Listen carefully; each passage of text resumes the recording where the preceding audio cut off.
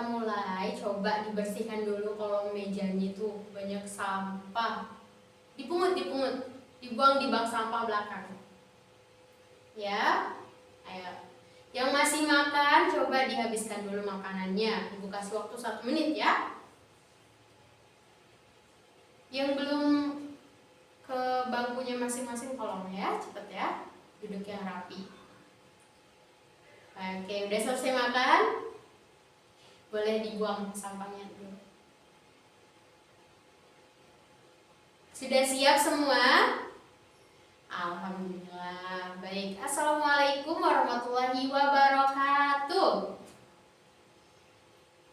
Gimana kabarnya anak-anak semua? Alhamdulillah, semoga selalu keadaan sehat ya. Oke, kita angkat tangan dulu. Semuanya kita berdoa terlebih dahulu sebelum belajar. Bismillahirrahmanirrahim. Raditu billahi robba wa bil islami dina wa bi muhammadin nabiyya wa rasula. Rabbi zidni ilma warzuqni fahma. Amin. Oke, sebelum kita masuk ke materi, Ibu mau presensi terlebih dahulu ya. Siapa aja yang hadir pada pagi hari ini. Nanti yang disebut namanya tolong angkat tangan dan ucap hadir, oke? Desi Yulita ada. Oke. Angga Fatih. Oke. Zaina Nandini ada. Oke. Rizky Hakiki.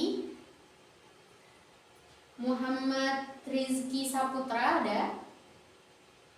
Oh baiklah, alhamdulillah hadir semua ya anak-anak. Jadi sebelum kita ke materi, Ibu ada ice breaking terlebih dahulu biar semangatnya menggebu-gebu ya sebelum memulai pembelajaran. Nanti kalau Ibu sebut angka genap, itu anak-anak harus tepuk ke sebelah kanan sambil mengucap H, seperti itu. Kalau Ibu sebut angka ganjil, anak-anak nanti tepuk ke sebelah kiri sambil bilang hey. Oke? Contohnya misal Ibu sebut angka 1, itu kan ganjil, berarti tepuk ke sebelah kiri. Hey. Kalau Ibu bilang angka 2, tepuk ke sebelah kanan, terus bilang H. Oke, siap? Udah ngerti? Oke, kita coba ya. Angka 5. Hey. Oke. Angka 3. Hey. Oke, pintar. Kemudian angka 10. H. Oke, angka 12. H. Oke, udah fokus semua, tepuk tangan buat anak-anak. Jadi anak-anak, minggu kemarin kita sudah membahas tentang sholat. Ya, apa itu sholat dan bagaimana kewajiban kita sebagai umat muslim untuk melaksanakan sholat. Ada yang masih ingat sholat itu apa? Ya, sholat adalah rukun Islam yang keberapa? Ayo. Kedua. Jadi sholat itu dimulai oleh takbiratul ihram, kemudian diakhiri oleh salam. Ada berapa sholat dalam sehari semalam? Coba angkat tangan yang bisa jawab. Oke, coba Desi, ada berapa? Ada 5. Apa aja? Subuh, zuhur, asar, kemudian maghrib, terus isya. Tepuk tangan untuk Desi.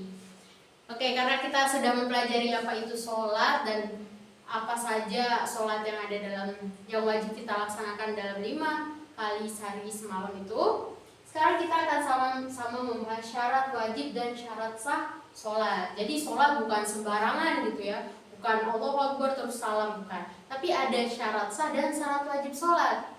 Oke, kita bahas sekarang.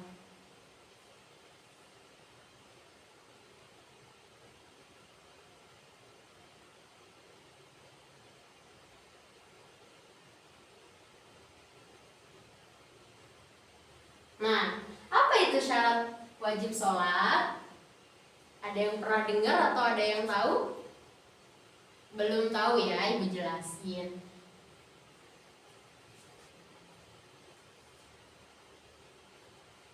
Nah, syarat wajib sholat itu merupakan ketentuan-ketentuan yang berakibat pada diwajibkannya melaksanakan sholat.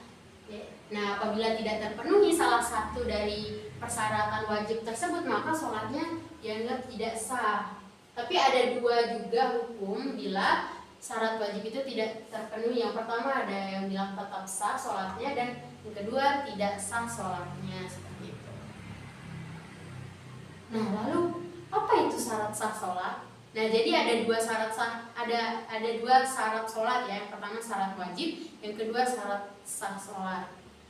Nah, kalau syarat wajib tadi apabila tidak dilaksanakan, maka kemungkinan sholatnya bisa jadi sah dan bisa jadi tidak sah juga. Tapi kalau syarat sah ini adalah ketentuan yang harus dipenuhi sebelum melaksanakan sholat. Apabila salah satu persyaratannya tidak terpenuhi, maka akibatnya sholat yang dilaksanakan tidak sah. Jadi semua syarat-syarat ini harus terpenuhi agar sholat kita menjadi sah. Apa aja sih syarat wajib sholat? Nah, jadi syarat wajib sholat itu ada 3. Yang pertama, apa? Coba baca bareng-bareng. Beragama Islam, baik laki-laki maupun perempuan. Jadi orang kafir nggak boleh sholat. Orang kafir nggak boleh sholat. Jadi syarat wajib pertama orang melaksanakan sholat itu karena dia Islam. Yang kedua, telah memasuki akil balik. Mohon maaf. Jadi ketika yang perempuan apabila sudah haid itu wajib melakukan sholat. Kalau laki apabila udah mimpi basah itu wajib melaksanakan sholat karena udah akil balik.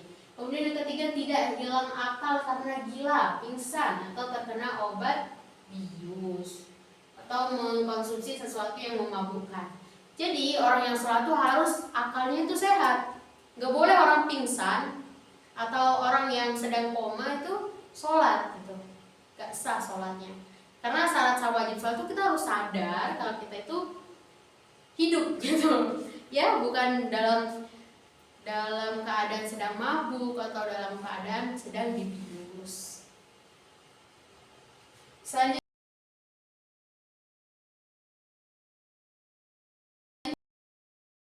ada beragama Islam baik laki-laki maupun perempuan. Terus mumayyiz itu dapat membedakan yang buruk dan yang jelek. Terus yang ketiga ada tidak hilang akal kayak yang tadi. Terus yang keempat masuk waktu sholat. Jadi orang sholat itu harus sudah masuk waktunya.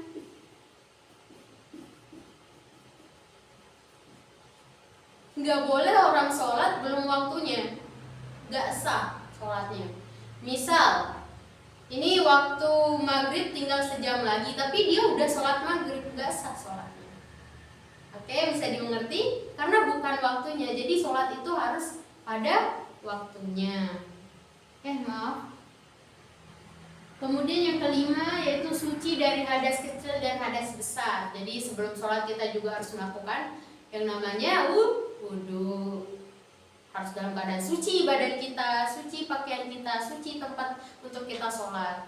Terbebas dari hadas kecil maupun hadas besar. Kemudian suci dari najis yang tadi saya sampaikan. Kemudian yang ketujuh itu menutup aurat. Gak boleh cewek sholat dalam keadaan rambutnya kelihatan, bajunya pendek, gak boleh. Jadi harus menutup aurat. Udah tahu kan batasan-batasan aurat bagi laki-laki dan perempuan? Oke, bagus. Selanjutnya yaitu menghadap kiblat. Kita sholat harus menghadap kiblat. Kalau membelakangi kiblat berarti sholatnya tidak sah. Kemudian berniat terus tertib sewaktu menunaikan sholat. Muwalah yaitu tidak melaksanakan setiap rukun. Terus tidak berbicara kecuali bacaan sholat. Gak boleh Allahu Akbar terus bisik-bisik sama teman-temannya. Gak boleh, sholatnya gak sah. Kemudian tidak banyak melakukan gerakan yang tidak berkaitan dengan sholat. Misal Allahu Akbar, rambutnya gatel nih, kepalanya gatel. terus dia gini garuk-garuk sampai berapa kali, itu dapat mengakibatkan sholatnya menjadi tidak sah. Jadi harus menjaga benar-benar gerakan sholat itu agar sesuai dengan gerakan sholat. Kalau di luar dari itu diharuskan untuk menguranginya. Yang ke-14 yaitu tidak mengunyah atau makan dan minum. Jadi nggak boleh sholat sambil ngunyah permen karet ya, misalkan Auzubillahiminasyaitonirrajim sambil ngunyah, nggak boleh ya, nggak boleh, karena itu merupakan syarat sah dari sholat. Nah baik, itu saja penjelasan dari ibu. Kemudian sekarang teman-teman tolong ditulis materi di sini, disingkat saja ya, disingkat saja. Baik, udah nulis semua? Udah Bu, oke, sekarang ibu bakal main games. Ditutup bukunya. Ibu bakal main games sama anak-anak tentang syarat sah sholat. Jadi nanti kalau ibu lempar spidol ini, siapa yang menangkap itu ibu tanya. Oke? Misalkan ibu lempar, terus yang nangkap si Nandini. Nanti Nandini jawab. Misal ibu tanya, Nandini coba sebutkan satu syarat sah sholat. Nah Nandini jawab. Syarat sah sholatnya dari yang 14 itu terserah mau jawab apa. Oke, nggak apa-apa, ini ibu sengaja perlihatkan biar anak-anak tahu mau jawab apa. Oke? Oke, kita coba. Nah, coba Rizky Saputra, sebutkan syarat sah sholat. Apa? Tidak mengunyah, makan atau minum. Oke. Aduh, kebuka ya spidolnya. Udah ngerti ya cara mainnya? Seperti itu anak-anak. Terima kasih atas antusiasnya. Mungkin jika ada pertanyaan boleh kita sambil diskusi bareng gitu. Ada yang ingin bertanya? Saya persilakan. Atau ada yang ingin disampaikan? Boleh sekali. Ada yang belum dimengerti mungkin?